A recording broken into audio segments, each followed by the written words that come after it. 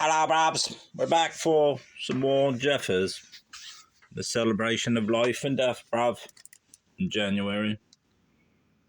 As I've said, he was born January 10th, 1887, bruv, and then he died January 20th, 1962. I've already opened this book and read a good portion of it. Well, I almost read most of it.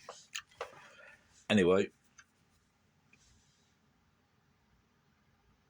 I don't know where I finished off. I think right here. I'll just stop back here, bruv. Listen to the flaming eloquence of Cassandra. For me there is no mountain firm enough. The storms of light beating on the headlands. The storms of music undermine the mountains. They stumble and fall inward. Such music the stars make in their courses. The vast vibration plucks the iron heart of the earth like a harp string. Iron and stone core, O stubborn axle of the earth, you also dissolving in a little time like salt in water. I definitely read this part. There is no line in this drama that is not alive and alert with an immense conscious power and that does not shake with a foreboding passion of doom. While permeating all is a sheer and vital beauty. The poem is one of the glories of English literature. What lacks are eyes keen enough to see, souls strong enough to bear the huge weight of this drama and its mates. Accompanying these four titans of poetry, Tamar, the Coast Range, Christ, Roan Stallion in the Tower Beyond Tragedy, tread several score of shorter poems like sturdy sons at the sides of their parents, for they are of the same blood. None that is not significant, none that has not its memorable burden of thought, none but bears in its individuality the impress of the soul of its maker. I would refer you to the burning splendor of such a poem as Chorus, to the stern beauty of granite and cypress, to the winged sweep, for all their brevity of fog, science, the torchbearer's race, the cycle, and continent's end. There is no waste stuff here. Every line counts, enduring syllables cut deep into the granite of the race's records. Behind them one feels the momentum of a mind that has pondered long, deeply, and not without grave pain on the past, present, and future of mortality of the universe itself. Nothing here has been set down in haste, whatever the temperature of the nebulae of dream in which these thoughts, like stars, took form. The soul here accepted without complaint the arena decreed and wrestled in silence with those lions of grim surmise that the jungle of the dark sends forth against the dreamer. The fight went on in solitude. Its outcome is here for all to read that have eyes to see. It may be stated parenthetically that Jeffers' system of punctuation is one of those mysteries still unrevealed by the divine intelligence. It should be food for pride in this age of ugliness that these great poems have not had to beat beautiful and ineffectual wings in vain in the void. Hundreds of kindred and discerning minds have taken fire at the advent of these new poetic phenomena. Despite the recoil of certain Titmus souls from the terror of certain of his themes, and the candor of their treatment, despite a few glib judgments and hollow pontifications, the trend of criticism has been vastly in favor of the work of Jeffers.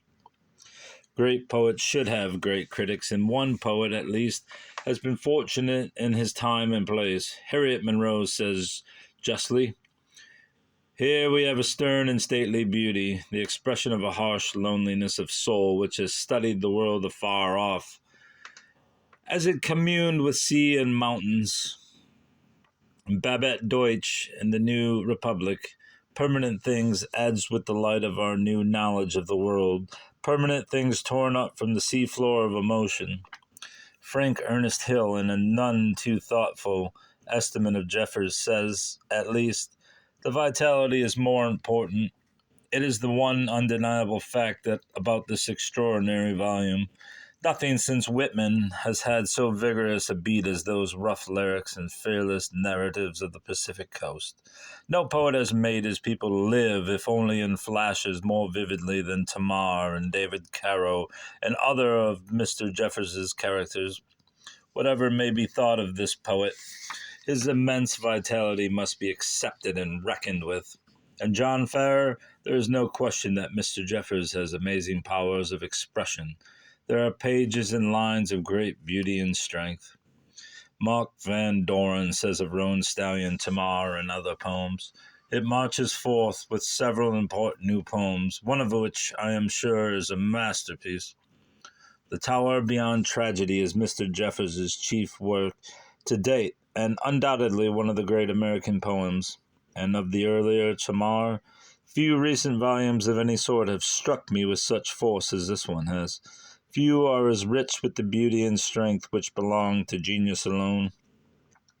And again, in the New Republic, Edwin Seaver writes, no one, I think, can forget the thrill of discovery that heightened as page after page of Tamar revealed an overwhelming poetic imagination. A firm grasp of dramatic values, a profound seriousness, and a fecundity that danced at white heat through his mighty line. It was an experience not to be forgotten.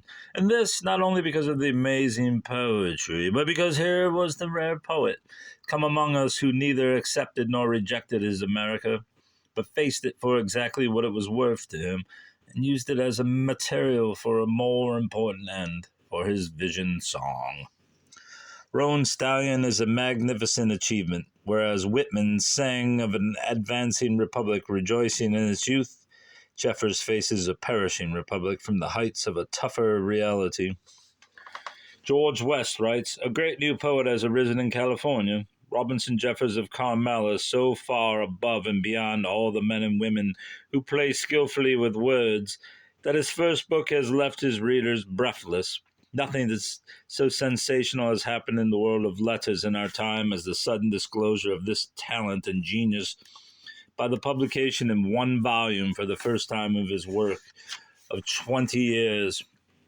And in Roan Stallion, Tamar, and other poems, he shows a power and magic and mastery of form so impressive that they beat down the critical instinct and loom as the gifts of a very extraordinary man. William Rose Benet says, it is fine to realize that there is work of such intensity and scope still being published. And Benjamin de Casares, Robinson Jeffers is the great modern poet. And Fanny Sinton Leach, for whom some of the Jeffers themes have proved too overpowering, that one man can write with such strength and at the same time with so much delicacy is astounding. And Percy A. Hutchinson in the New York Times Book Review, it may be questioned whether there isn't another poet writing in America today, there isn't, or in England for that matter, there isn't, who can, when he so desires, write in so indelible a fashion as the author of Tamar. Where, for instance, will this be matched? And surely her face grew lean and withered like a mask, the lips thin there rose to a split thread. Or finally, looking down, he saw the barn roofs and the house roof like ship's keels in the cypress tops.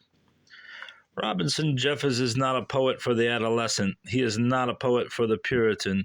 He is not a poet whose conception is confined to the honeyed lyric and to the conventional themes. To us it seems that there are in this book pages, many, many pages, which are equaled only by the very great. James Rorty, yet to be accused of fulsome praise, writes in the New York Herald Tribune, if Tamar exhibits the maturity of a remarkable talent, which critical opinion will have to take account of and measure at leisure, I am convinced that no poet of equal importance has appeared on the American scene since Robinson. A narrative style of extraordinary intensity and resourcefulness. Nothing so good of its kind has been written in America. In the short pieces, Mr. Jeffers deepens the impression of his sharp individuality, his developing powerful style. There is not a single undistinguished piece in this volume. America has a new poet of genius. And to quote from the critics of several other cities, Denver News, Mr. Jeffers is that rarest that finds a real poet. a man with something to say and with his own instrument. New York Telegram, no such press has greeted the poet in a long time. Now Jeffers is heard, unmistakably powerful individual, a true racial poet chanting on his high Pacific headland. The American Monthly, an amazing book, full of strange passion and extraordinary daring. The first poem in the volume, Roan Stallion, unequaled in any language, recites the tragedy of an equestrian Pasiphae. Here and there are lines of terrible loveliness, sparks in the very anvil of genius. Los Angeles Times. The poetry of Robinson Jeffers is written with so much fire and intensity, is so new and daring, and so unmistakably a spark struck from the flint of genius that no one but a poet can hope to do justice to it. But it is fitting that some notice be given of it here, for Robinson Jeffers is certainly a major poet, and one of the greatest that America has yet produced. The Parchment. The high excitement kindled by our first reading of Night does not dwindle with closer scrutiny. Each rereading leaves me a little more firmly convinced that here is one of the finest of American poems. Such passion, fertility, and power encountered rarely indeed. They make Roan Stallion unquestionably the most exciting volume of verse of the last year. So much for the critics, great and small. Remains to be said that most of the book reviewers of his own state, California, have food for humiliation for their tepid, not to say grudgingly, reception of Jeffers' work. Even the unanimity of praise with which it has been greeted by the keener-minded critics of the East will probably have no effect in convincing such niggards of their lack of critical acumen. I'm banned at this point, thanks to the fucking Hackney word, which isn't a legitimate word, but has been bastardized by lower intellection to a racial term. There are those, unfortunately, who would not see the Great Wall of China until they had flattened their noses on it, nor feel the tug of Leviathan, though they had him hooked. I have here endeavored to give a view of Jeffers' past and present as far as his education and environment are concerned. To give the true report of his intimate psychology is another matter. I have known him personally for less than 2 years, and am of the opinion that a lifetime acquaintanceship would be insufficient for learning the deep and perhaps shifting currents of his reticent and eternally brooding personality, that which Mark Van Dorn so aptly terms his soul of granite. That is perhaps not desirable. What we are, or should be, concerned with are the poems he has written and is yet to write. There seems to be no authoritative voices dissenting from their beauty and strength, a fierce yet enduring beauty, a strength that goes for its sustenance to the very foundations of thought. That his musings are comic in their outlook, rather than concerned, as in the present fashion, with the miserable minutiae of human emotions and conduct, is to me cause for rejoicing. Our auto-vivisection has ended in a network of necessary but microscopic capillaries, and our own faces reflected in a muddy pool are poor substitutes for the dawns and sunsets of the time horizon. For Jeffers gives us real thoughts, not mere whimsies and Eneids. That's a new word. Eneids. Take the usual poem, strip it to the buff, and you will find almost without exception that nothing of moment has been said or struggled for articulation. Take any of Jeffers, the contrast is startling. Sorry. Had to reformat. Here is a man who thought before he took up the pen, and if those thoughts seem at times to be born of twilight and to lead to deeper shadow, is not that indeed the trend of our vaster tides of meditation? That's a question, not a statement. A meaningless universe may be scrutinized, but to one not enamored of its many mirages, the task need not necessarily afford special gratification. If I have seemed over-enthusiastic in my appreciation of the work of Robinson Jeffers, such enthusiasm is utterly sincere and quite shameless. One of our great critics once wrote that he was haunted by one prevailing fear. that a genius would appear in the literary skies and be unseen or unappreciated by him. This not all unselfish fear we others may well entertain, in the quite creditable ambition to name a star before the time of its setting. Few of our great poets have had in their lifetime the praise and appreciation that were their due. I am far from sure that was a good thing for their work. Poets, I imagine, do their best when stimulated by approval, not when discouraged by inattention. I know of no other poet who cares less for the plaudits of the many or even for fame in his own day and after death than Robinson Jeffers. For all that, it is a shame to the race that the laurels should be set so often on dead brows, when only living ones may feel the glory of that pressure. What men will say of Robinson Jeffers is in 100 years. Has it been 100? Has it been 100, bruv? I just lost the page too. Has it been 100 years since he wrote this? No, only 98.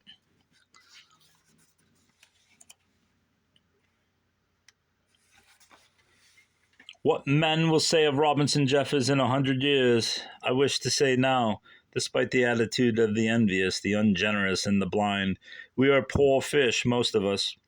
All the more reason to listen to Jeffers when in chorus with Nietzsche he sings, "Humanity in the mold." No, it's humanity is the mold to break away from, the crust to break through, the coal to break in the fire, the atom to be split. Tragedy that breaks man's face and a white fire flies out of it. Vision that fools him out of his limits. Desire that fools him out of his limits. Unnatural crime, inhuman science, slit eyes in the mask. Wild loves that leap over the wall of nature. The wild fence vaulter's science. Useless intelligence of far stars. Dim knowledge of the spinning demons that make an atom. These break, these pierce, these deify, praising their God shrilly with fierce voices, not in a man's shape. He approves the praise. He that walks lightning naked on the Pacific, that laces the suns with planets, the heart of the atom with electrons. What is humanity in this cosmos? For him, the last least taint of a trace in the dregs of the solution. For itself, the mold to break away from, the coal to break in the fire, the atom to be split. True, that. True, perhaps, but that humanity, however imperfect and transcendible, is yet, in its still, small music, alone of import to itself. The flower of those infinities that it apperceives and contemplates. Than Robinson Jeffers, there is no deeper voice in the choir that sings its glories and its shames. Let him not weary of the singing, for humanity is life at its highest, blind in many ways, yet conscious of the suns that are to it but candles, in houses of death and of birth. This book came all the way from Paris. I don't believe I bought it from a Parisian dealer. Anyway, we move on, bruv. Only because I have 10 minutes left on memory. In this wild water, the suppressed poems of Robinson Jeffers. These are poems which were cut out by mutual agreement between Saxe Cummins, Bennett Cerf, and Jeffers. None of that really matters. We'll just get to the poems.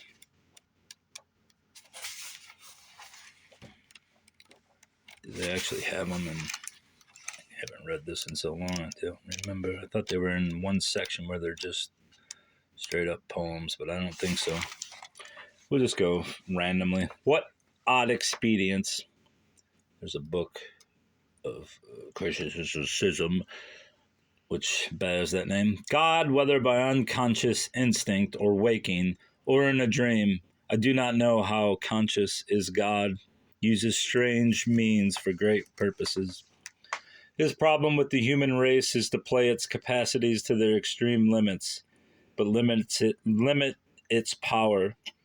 For how dull were the little planet, how mean and splendorless, if all one garden, and man locally omnipotent rested that the energies that only bitter need breeds. The solution, of course, is war, which both goads and frustrates, and to promote war, what odd expedients.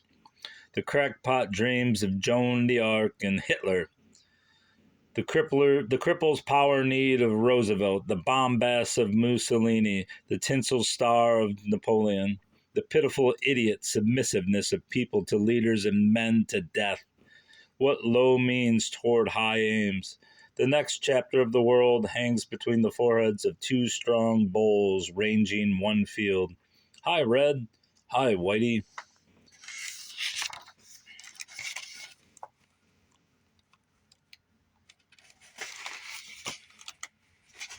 What do we got? 8 minutes, bruv.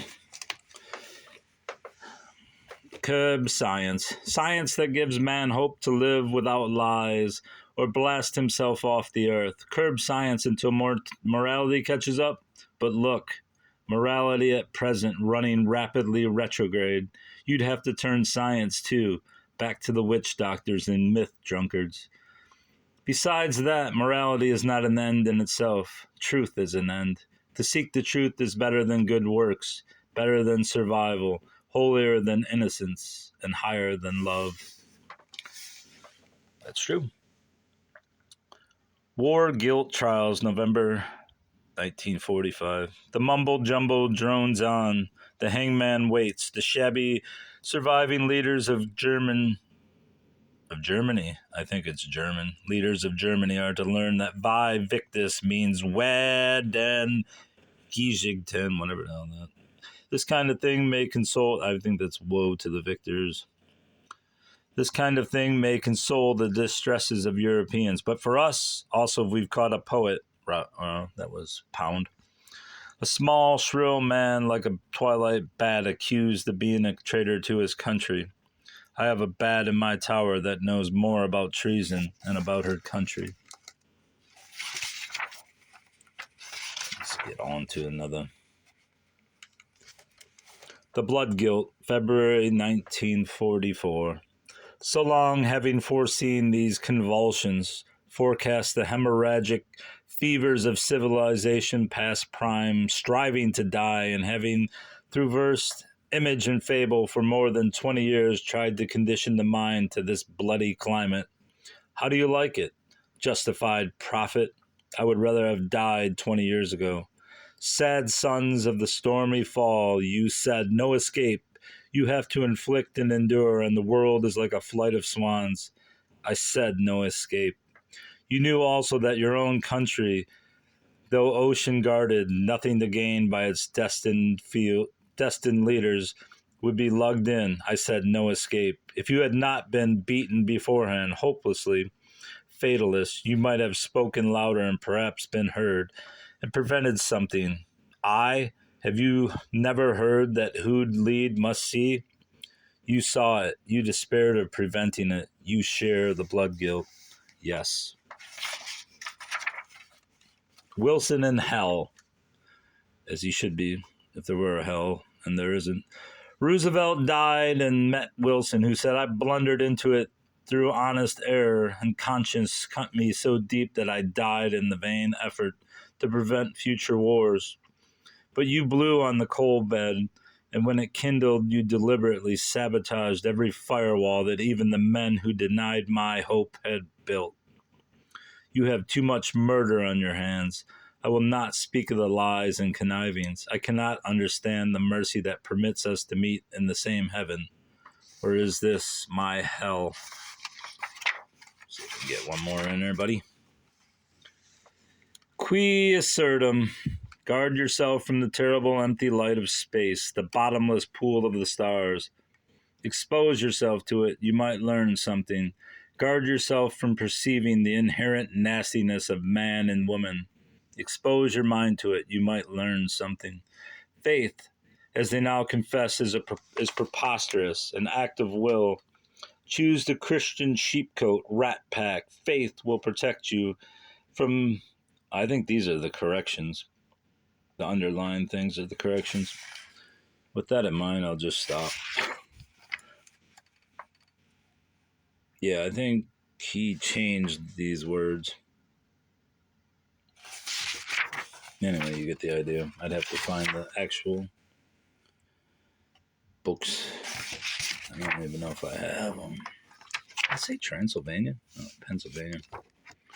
Let's say if Jeffers came from Transylvania, that'd be great.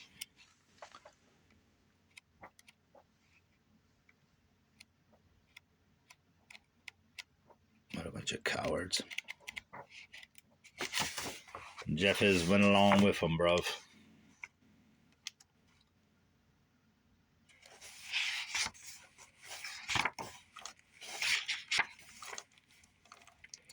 Mikey and Malico, wagging their hoary heads, glaring through their bright spectacles, the old gentlemen shout for war, while youth, amazed, unwilling, submissive, watches them. This is not normal, but really ominous. It is good comedy, but for a coming time it means mischief. The boys have memories.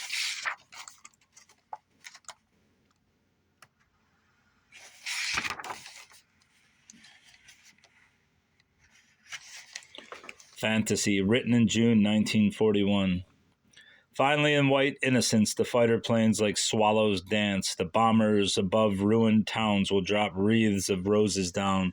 Doves will nest in the guns' throats, and the people dance in the streets. Whistles will bawl and bells will clang. On that great day, the boys will hang Hitler and Roosevelt in one tree, painlessly in effigy to take their rank in history. Roosevelt, Hitler, and Guy Fawkes hanged above the garden walks, while the happy children cheer without hate, without fear, and new men plot a new war. All right, Bob, that's enough.